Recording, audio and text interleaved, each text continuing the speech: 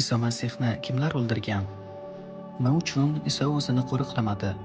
Iso Masihning o'lib tirilishining ma'nosi nimada? Iso Masih haqiqatan ham o'ldirilganmi va u hozir tirikmi? Bizni tinglab turgan har bir kishiga Masih izdoshlaridan salom. Sizga va xonadoningizga tinchlik bo'lsin. Quyidagi savolga javob berish bilan sizlarni Fisq bayrami, ya'ni Iso Masihning tirilgan kuni bilan tabriklaymiz. Siz videoni to'xtatib, qulayroq joylashib oling.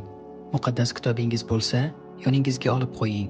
Agar muqaddas kitobingiz bo'lmasa, qurilmangizda mavjud bo'lgan Google Play yoki App Store ilovasidan muqaddas kitobni elektron formatda yuklab, qurilmangizga o'rnatib oling va sozlamalarini o'zingizga moslashtirib oling. Aytganimizdek qilgan bo'lsangiz, rahmat. Bizni tinglashda davom eting. Biz esa mavzuni boshladik. Iso Masihni kimlar o'ldirgan? Muqaddas kitobga ko'ra, Iso Masih bosh ruhoniylar, Tavrot tafsirchilari va xalq yo'lboshchilari hamda Rim hukumati Puntiy Pilat tomonidan Rim askarlar qo'lida, g'ayri yahudiylar qo'lida xochda o'ldirildi. Isoning 12 shogirdlaridan biri Matto Isoning o'zini kimlar o'ldirishi haqida ochiq bashoratini yozadi. Shu vaqtdan boshlab Iso shogirdlariga quyidagilarni ochiqchasiga tushuntira boshladi. Men Quddusga borib, yo'lboshchilar, bosh ruhoniylar va Tavrot tafsirchilari qo'lida ko'p azob chekaman. Meni o'ldirishadi, lekin 3-chi kuni men tirilaman. Matto 16-bob 21-oyat.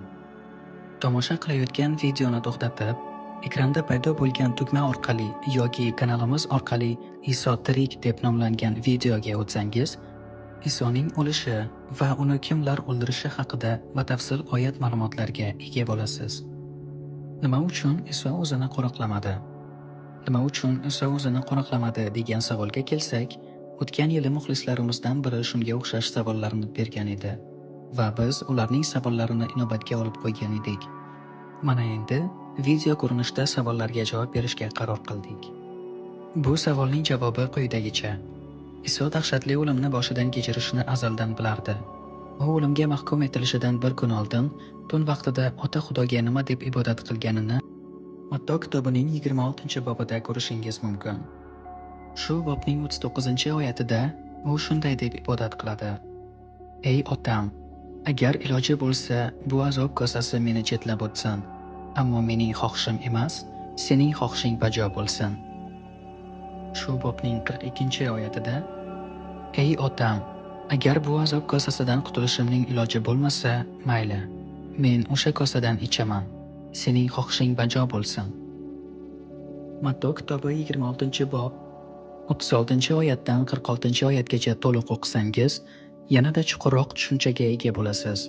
Ya'ni Iso qanday vaziyatda ibodat qilganini tushunib olasiz.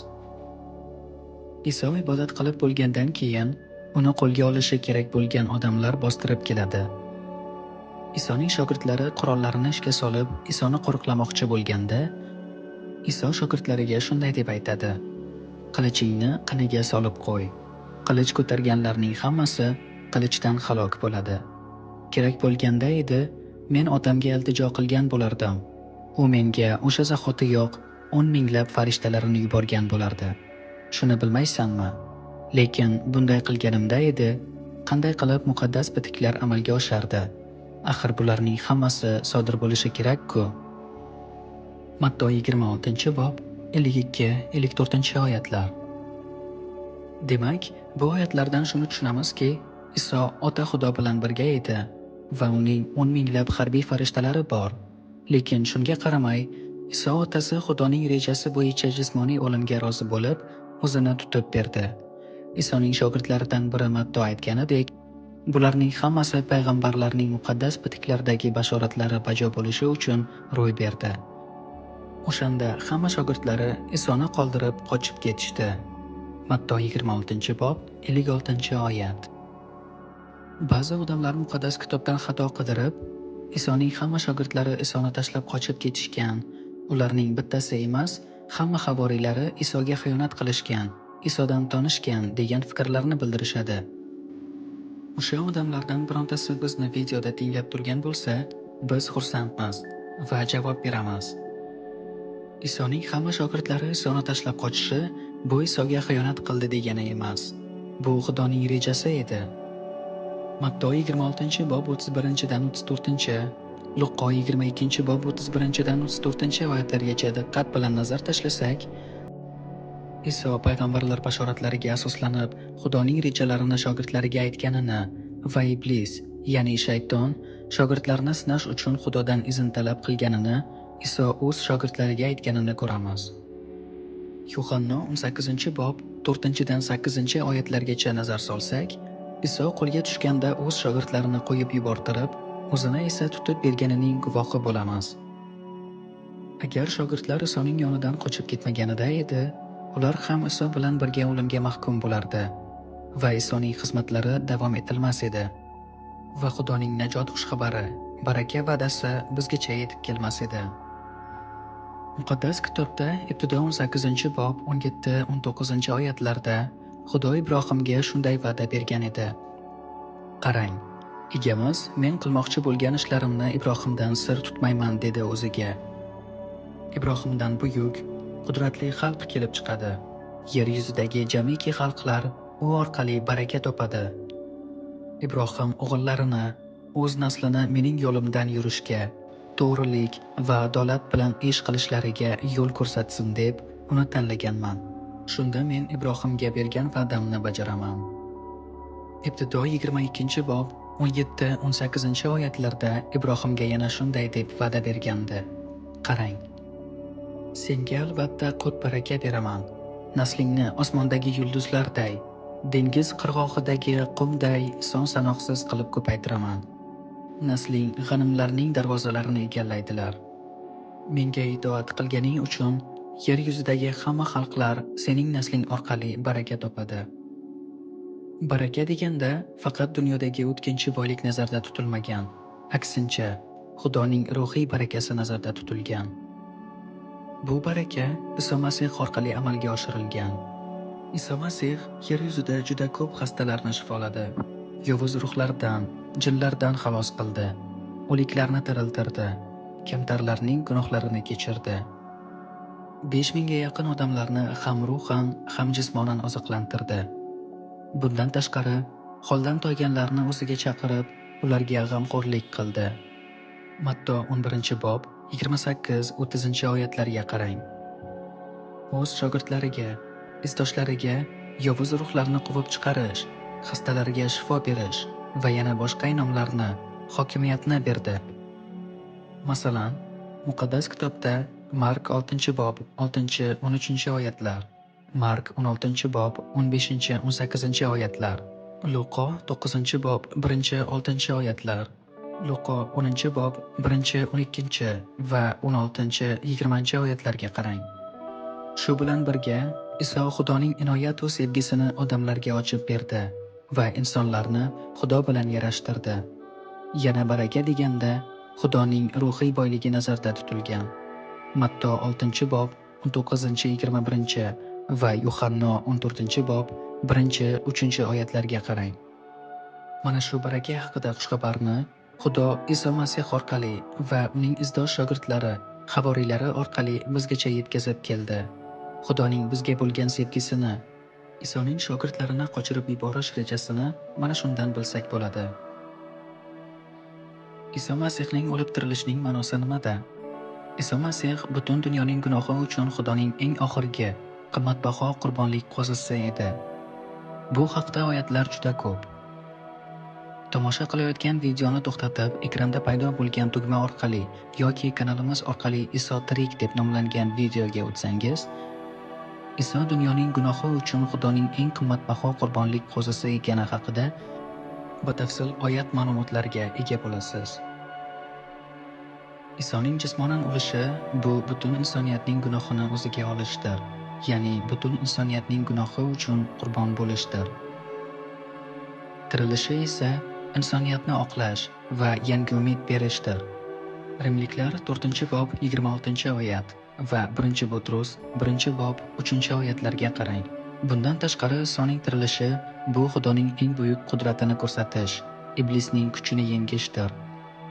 Bu haqda ham quyida aytganimizdek, Iso tirik deb nomlangan videoga o'tsangiz, batafsil oyat ma'lumotlarga ega bo'lasiz. Iso Masih haqiqatan ham o'ldirilganmi va u hozir tirikmi? Iso Masih haqiqatan ham o'ldirilganmi va u hozir tirikmi degan savolga kelsak, bilasizmi, shunday konspirologik ta'limotlar borki, Isoning o'ldirilganligiga va u qayta tirilganligiga ishonishga to'sqinlik qiladi. Va har bir inson ongida Isoning o'ldirilganligiga va u qayta tirilganligiga ishongan masihiy insonlarga nisbatan qarshilik uyg'otadi. Bunday konspirologik ta'limotlarni islomda juda ko'p uchratamiz. Islom ta'limotlariga ko'ra, Iso o'ldirilmagan. Uning o'rniga boshqa bir shogird o'ldirilgan deyiladi. Iso esa o'ldirilmagan holda osmonga olib ketilgan deyiladi. Bundan tashqari, islomda Tavrot va Injil o'zgartirilgan va bekor qilingan deb o'rgatishadi va Isoning o'lib tirilganligiga ishongan masihiylar va yahudiylarga nisbatan qarshilik uyg'otishadi.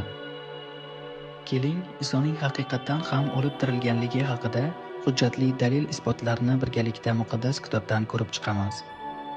Muqaddas kitobda Tavrot va payg'ambarlar bitiklarida Isoning butun dunyoning gunohi uchun komil qurbonlik qo'zisi bo'lib o'lib tirilishi haqida bir necha marta bashorat qilingan. Misol uchun, birinchi bo'lib, Ibtido 3-bob 15-oyatda Isoning jismonan azoblanib o'lishi haqida bashorat qilingan. Esingizda bo'lsa, agar ko'rgan bo'lsangiz, dunyo uchun notanish bo'lgan shaxs haqida video chiqarib, Ibtido 3-bob 15-oyatning mazmunini qisqacha yoritib bergan edik. Agar u videoni ko'rmagan bo'lsangiz, kanalimizga o'tib, o'sha videoni ko'rsangiz, o'zingizga yanada yaxshiroq bo'ladi. Lekin Ibtido 3-bob 15-oyatning mag'zini yanada chuqurroq ochib beramiz. Ekranga diqqat qiling. Iblis ilon orqali Momo Havoga shubha olib kelib, Xudoga qarshi gunoh qildirgani uchun Ibtido 3-bob 15-oyatda Xudo ilonni shunday deb hukm qilib bashorat qiladi. Dushmanlik paydo qilaman sen bilan xotin o'rtasida. Sening zoting bilan uning zoti orasida. Uning zoti ezib tashlaydi sening boshingni. Sen chaqib olasan uning tovonini. Ilonning zoti bilan xotin, ya'ni Momo Havoning zoti kim deb o'ylaysiz? Ilonning zoti bu, bizda ochilishicha, Isoga hasad qiluvchi farziylar, tafsirchilar, umuman aytganda, gunoh qilib turib o'zini dindor tutgan va o'z-o'zini oqlashga urinadigan soxta taqvodorlardir. Matto 12-bob 24-34-oyatlar, Matto 23-bob 29-35-oyatlar, Mark 11-bob 18-oyat, Yuhanna 8-bob 39-44-oyatlarga qarang. Iso o'ziga hasad qiluvchi bunday soxta taqvodorlarni ilonlar zoti, sizlarning otangiz Xudo emas, iblisdir, deb qilmishlarini fosh qilardi. Yahyo payg'ambar ham farziy va saduqiy mazhablaridan bo'lgan soxta taqvodor odamlarni ilonlar zoti deb gunohkorliklarini fosh qilardi. Matto 3-bob 7-oyatga qarang. Iso Masihning yaqin shogirdlaridan biri Yuhanna ham bunday odamlar iblis zotidan ekanini, Xudoning o'g'li degan unvonni olgan Iso Masih iblisning ishlarini barbod qilish uchun kelganini o'z maktubida yozadi. 1-Yuhanna 3-bob 8-oyatga qarang. Xotin, ya'ni Momo Havoning zoti esa bu Davud avlodidan kelib chiqqan, Maryam orqali dunyoga kelgan Iso Masihdir. Ilonning boshi esa bu iblisning boshi va uning hokimiyatidir. Ilonning boshini ezgan zotning tovonini chaqishi esa bu Iso Masihga jismoniy azob berib, uni jismonan o'ldirishdir. Iso Masih iblisning boshini ezdi. Iblis esa ilonlar zoti orqali Iso Masihga jismoniy azob berib, qochda o'ldirtirdi. Xudo tanlagan yo'lboshchi Iso Masihning qurbon bo'lib o'lishi haqida yana juda ko'p bashoratli oyatlar mavjud. Misol uchun, Ishayo payg'ambarning kitobi 53-bobiga, Doniyor payg'ambarning kitobi 9-bob 25-26-oyatiga, Zakariya payg'ambarning kitobi 13-bob 7-oyatiga, Shoh Davud payg'ambarning Zabur kitobi 15-bob 10-oyat va 33-bob 21-oyatlariga qarang. Matto 16-bob 21-oyatda ham Iso Masih o'zining o'limi va qayta tirilishi haqida bashorat qiladi. Matto, Mark Luqo va Yuhanno kitoblarida Iso Masihning o'zining o'limi va o'likdan tirilishi haqida bir necha marta bashorat qilgan. Matto, Mark, Luqo va Yuhanno kitoblarining oxirgi boblarida esa Iso Masihning o'lib tirilishi haqida bashoratlar amalga oshganini ko'ramiz. Injilning Matto kitobidan to Vahiy kitobigacha Iso Masihning o'lib tirilganligi haqida guvohliklar yotadi. Aqlga sig'mas eng dahshatli guvohliklarni Vahiy kitobining 1-bobi 9-oyatidan 19-oyatlarigacha, qisqarog'i 18-oyatda ko'rishingiz mumkin. Ko'rib turganingizdek, muqaddas kitob, Tavrot va Injil hech qachon o'z kuchini yo'qotmagan, ya'ni o'zgartirilmagan. Undagi har bir bashoratli so'zlar bugungi kungacha amalga oshib, yuz berishdan hech to'xtamadi va to'xtamaydi ham. Qolaversa, mana shu videoni tomosha qilayotgan har bir insonlar haqida ham bashorat qilingan. Shunday ekan, aziz tinglovchilar, o'ylaymizki, yuqoridagi savollarga qoniqarli javoblar oldingiz. Payg'ambarlar bashoratiga ko'ra va muqaddas kitobdagi guvohliklarga ko'ra, Iso Masih haqiqatan ham siz va bizning gunohimiz uchun, umuman aytganda, butun dunyoning gunohi uchun komil qurbonlik qo'zisi bo'lib xochda o'ldi. Bizning oqlanishimiz va umidimiz tiklanishi uchun u 3 kunda qabrda o'likdan tirildi. U hozir osmonda, Ota Xudoning o'ng tomonida, buyuk shoh sifatida taxtda o'tiribdi. U tez orada yana qaytib keladi. Biz Iso Masihning kelishini buyuk quvonch ila kutib olishga tayyorgarlik ko'rmoqdamiz. Xudoning Iso Masih orqali bizga bergan vazifalariga ko'ra, har bir insonni qanaqa bo'lishidan qat'iy nazar Iso Masih haqida to'liq xabardor qilib, tavbaga va biz bilan birga Iso Masihni buyuk quvonch ila kutib olishga chaqirmoqdamiz. Iso Masih aytganidek, kimki xushxabarga ishonib suvga cho'mdirilsa najot topadi. Ishonmagan esa mahkum bo'ladi. Mark 16-bob 16-oyat. Ha, kimki Iso Masih haqida xushxabarga ishonsa najot topadi. Ishonmaganlar esa o'z dardidan va gunohlaridan ozod bo'la olmaydi.